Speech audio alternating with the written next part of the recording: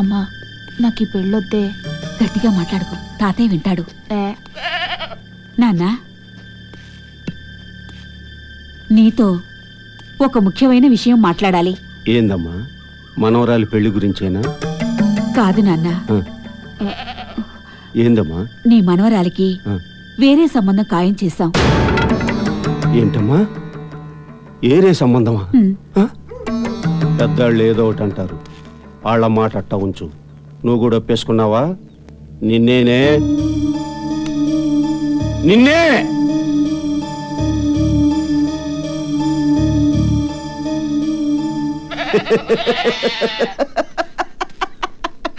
ఏమే మనవరాలా, తల దించేసుకున్నావేందే? అట్ట రెప్పార్పకుండా చూసావు కదా తేడాక. ఇప్పుడు ఆ చూపేమైపోయిందే? ఇదిగో, నువ్వు చూసింది ఆణ్ణి కాదే. ఆడు కలెక్టర్ అవుతాడని కారులో తిరిగే కలెక్టర్ ని చూసావు, బంగ్లాల్లో ఉండే కలెక్టర్ ని చూసావు, పెద్ద ఉద్యోగం చేసే కలెక్టర్ ని చూసావు. అంతేగాని ప్రేమతో కదా అని చూసింది నువ్వు. అందుకే ఇప్పుడు నీ చూపు మారిపోయింది. నీ చూపు మారిపోయింది. ఇదిగో చూడు, ఎంఏ చదువుకొని గోల్డ్ మెడల్ వచ్చినా సరే ఉద్యోగం రాకపోతే అది గవర్నమెంట్ చేసిన కుట్ర అనుకొని బాధపడ్డానే. కానీ ఇవాళ నువ్వు నా కొడుకును వద్దనుకున్నావు చూడు, నీ కూతురికి చేయటానికి. ఇది అంతకన్నా పచ్చి మోసమే, పచ్చి కుట్ర. దీనికి తట్టుకోలేకపోతున్నానే. చిచ్చి, ఇప్పుడు అర్థమైందే నాకు, ఇప్పుడు తెలిసిందే నాకు. ఈ ప్రేమలు, ఈ ఆప్యాయతలు, ఈ బంధాలు ఇవన్నీ ఉత్త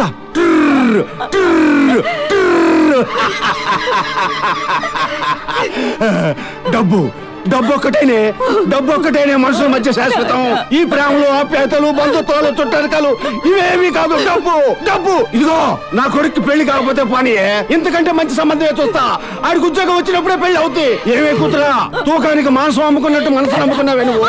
ఇక్కడి నుంచి నీకు పెళ్ళైనా మొగుడుతో కాపురం చేయవే, సంపాదనతో చేస్తావు.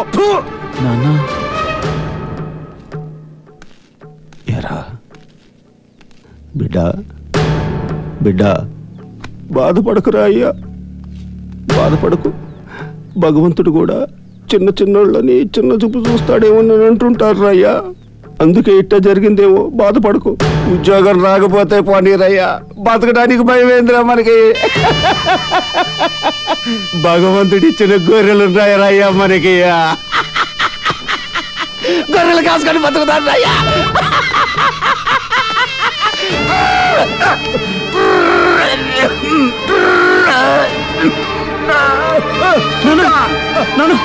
ఏమైంది నాన్న? ఏమైంది నాన్న? రండి, హాస్పిటల్ తీసుకెళ్తానండి. టమాటాలు, అరటికాయలు, టమాటాలు, బెండకాయలు. అమ్మా, కూరగాయలమ్మా. వద్దులేమ్మా. టమాటాలు, అరటికాయలు, బెండకాయలు, దబ్బకాయలు రిలయన్స్ ఫ్రెష్ లో తెచ్చేసుకున్నాం.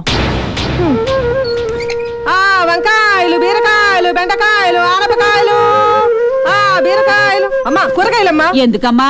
ఆ రిలయన్స్ వాడి దగ్గర ఫ్రెష్ గా దొరుకుతాయి. నా దగ్గర కూడా తాజాగా ఉన్నాయమ్మా. వద్దులే అమ్మా, ఆ రిలయన్స్ వాడు డోర్ డెలివరీ కూడా ఇచ్చేస్తున్నాడు. ఓరి భగవంతుడు, అందరూ రిలయన్స్ లో కొనేసామంటున్నారు, ఒక్కరూ కొంటలేదు. ఈ కూరగాయలు ఎలా అమ్మను? నా బిడ్డను ఏం పెట్టి చదివించను? వాళ్ళకి ఎలా తిండి పెట్టను? ఈ అప్పులు ఎలా తీర్చను భగవంతుడా?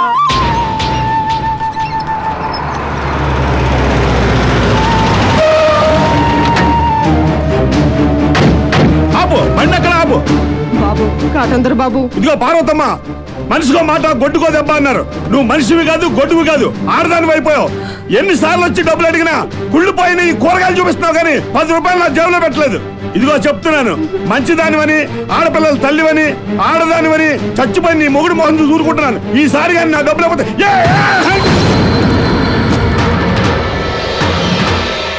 ముందు మా అమ్మకి సారీ చెప్పు. ఏంటన్నట్టు ఏం కాదు, అప్పిచ్చినందుకు అప్పాలజీ చెప్పాలా? ఏంటనే సెల్లిచ్చి కొట్టానంటే అవుట్ ఆఫ్ కవరేజ్ ఏరియా అయిపోతావు. చెప్తావా లేదా? చెప్పకపోతే ఏంటే కొత్త సిమ్ కార్డులో మిట్టమిట్టలాడిపోతున్నావు? అసలు నీ ఒంటి మీద కోటు, మెళ్ళలో సెటస్కోపు ఎలా వచ్చాయి తెలుసా? నేనిచ్చిన అప్పుతోటేనే చల్లిచ్చి కొట్టానంటే మోడు పగిలిపోద్ది.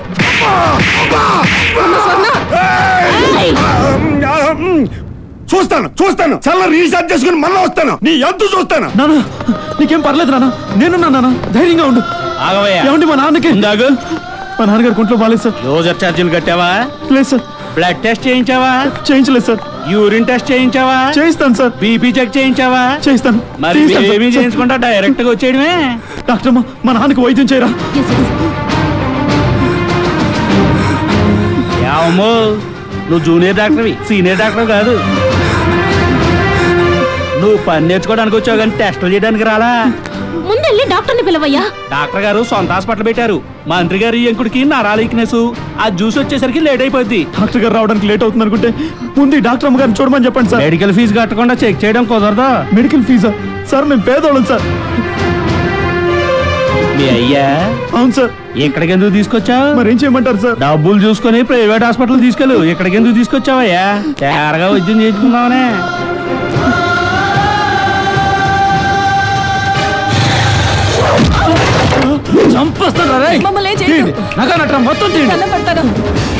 సార్ ఈ డబ్బు తీసుకుని మా నాన్నని కాపాడండి please. No problem, we take care. Okay sir. X ray ఇవ్వండి. ఇమీడియట్ గా మీ నాన్నగారిని ఇక్కడికి తీసుకురావడం మంచిదైంది సార్. లేకపోతే చాలా సీరియస్ అయి ఉండేది. Thank you sir. Mister Yellamanda, you are under arrest. ఏంటండి నేనేం చేశానని అరెస్ట్ చేస్తారు? ఈ నగలు తీసుకెళ్లి మార్వాడి కొట్లో తాకట్టు పెట్టి 1,00,000 రూపాయలు తీసుకొచ్చావు కదా, చెప్పు. ఏంద్రయ్యా నాన్న ఈ నగలేంది, ఈ పోలీసులేంది? నాన్న ఏమైందిరా? అవునరా, నన్ను ప్రైవేట్ ఆసుపత్రిలో చేర్పించేంత డబ్బు ఖర్చు పెట్టావు నా కోసం. అంత డబ్బు యాడ్ నుంచి వచ్చిందిరా నీకు? చెప్పరా? దొంగతనం చేసావా? చెప్పరా, అంత డబ్బు యాడ్ నుంచి వచ్చింది? చేశాను నాన్న, చేశాను. దొంగతనమే చేశాను. మిమ్మల్ని బతికించుకోవడానికి నాకు వేరే దారి కనిపించలేదు. ఉద్యోగం లేదు, డబ్బు లేదు, ఏం చేయమంటారు? దొంగతనమే చేశాను అంతే.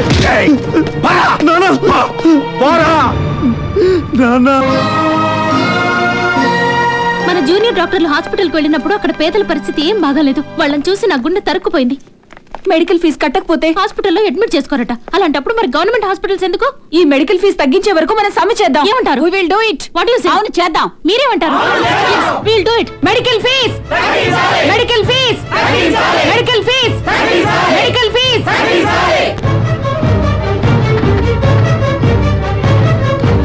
లేకండి లేకండి లేకండి లేకండి. అమ్మమ్మమ్మమ్మా, అన్న ప్యానాలు పోసే డాక్టర్లు ప్యానాలకు తెగించి ఆమరణ నిరాహార దీక్ష చేస్తున్నారంటే ప్రభుత్వ విధానాలు ఎంతకు దిగజారిపోయే చూడండి. చూడండి, ఒకవైపు ప్రైవేట్ కాలేజీలు పెట్టించి సీట్లు అమ్ముకుతూ అవ్వద్దు అంటారు. అది నేరమేనా? అవ్వా అవ్వా, అది నేరమేనా? ముమ్మటికి కాదు, వాటికి నేరం కాదు. అమ్మమ్మమ్మమ్మమ్మ పాపం ఎన్నాళ్ళ నుంచి సమ్మె చేస్తుంటే ఈ ప్రభుత్వం ఎక్క చేయలేదంటే ఇది గుడ్డి ప్రభుత్వం అవునా కాదని అడుగుతున్నాను. ఇది పేదల ప్రభుత్వం కాదు, ఉన్నోళ్ళ ప్రభుత్వం. అందుకే అన్ని ప్రైవేట్ పరువులు వేసేసుకుని అమ్మేసుకుంటున్నారు.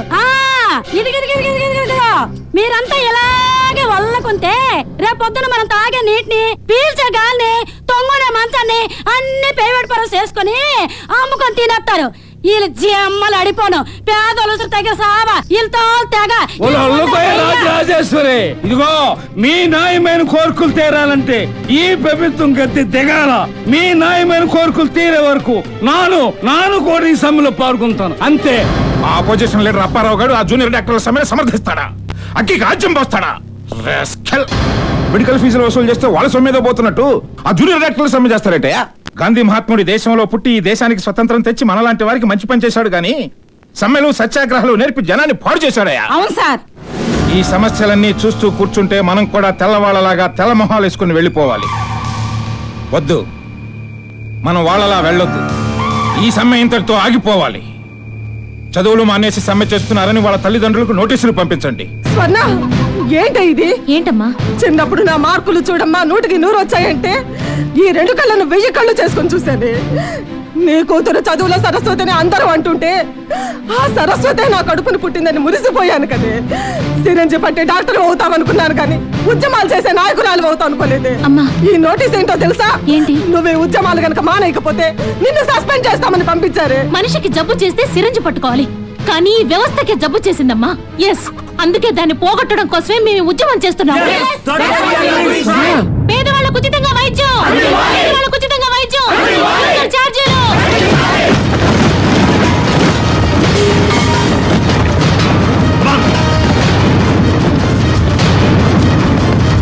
vacate this hostel. We are not going to vacate the hostel. Vacate this hostel first of all. ఆగండి వీళ్ళందరూ బయట. Hey, you. What are you doing? వదలండి. ఏంటి ఏంటి మీరు చేసేది? డ్యూటీ. మా డ్యూటీ మేము చేస్తున్నాం. You are doing this agitation. yes ఏంటే మీరు చేసే సమ్మె? అసలు అసలు అసలు మీరు ఇక్కడికి ఎందుకు వచ్చారు? చదువుకోవడానికి. మరి ఇప్పుడు ఏం చేస్తున్నారు? సమ్మె. సమ్మె? ఇంట్లో తల్లిదండ్రులు డబ్బులు ఇచ్చి మిమ్మల్ని చదువుకోమని పంపిస్తే మీరు ఇక్కడ సమ్మె చేస్తున్నారా? చూడు, సమ్మె చట్టరీత్యా నేరం. అసలు ఈ సమ్మె ఎందుకు చేస్తున్నావో తెలుసా? యూజర్ ఛార్జీలు పెట్టి పేదలకు ఉచిత వైద్యాన్ని గవర్నమెంట్ దూరం చేసింది. అలాంటప్పుడు ఈ గవర్నమెంట్ ఎందుకు? అన్ని ప్రైవేట్ పరం చేసుకోండి, పీడ విరగడైపోద్ది. మీరు కాలేజ్ లో అడుగు పెట్టిన దగ్గర నుంచి కాలేజ్ నుంచి బయట అడుగు పెట్టే వరకు ప్రభుత్వం మీ మీద ఎంత ఖర్చు పెడుతుందో తెలుసా? Lakhs of rupees. గవర్నమెంట్ మా చదువుల కోసం డబ్బు ఖర్చు పెట్టడం ఏంటి? ఇది ప్రజల డబ్బు. అందుకే ప్రజల కోసం మేము పోరాటం చేస్తున్నాం. డాక్టర్లంటే ఎవరు? రోగుల పాలిటి దేవుళ్ళు. అలాంటి డాక్టర్లే సమ్మె చేస్తే ఆసుపత్రుల్లో రోగులు ఎన్ని ఇబ్బందులు పాలవుతారో మీరు ఆలోచించారా?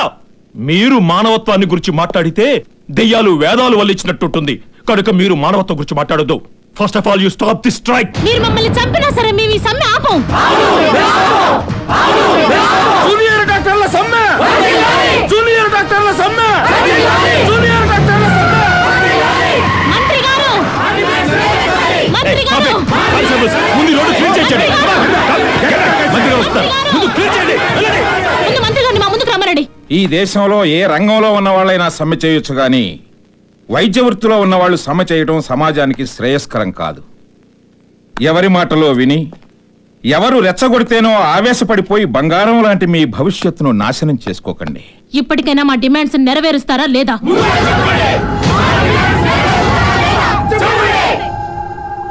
Mister Divesh Singh. Yes sir. Okay sir. మంత్రి గారు, ఇప్పుడే ఇక్కడే చెప్తున్నాను, మీరు మాకు సమాధానం చెప్పకుండా వెళ్తున్నారు. ఎలా వెళతారో మేము చూస్తాం. Mister sub inspector, take her into custody. నన్ను లాక్కండి. వదలండి. లేవండి. కమాన్ కానిస్టేబుల్స్, క్లియర్ ద రూమ్.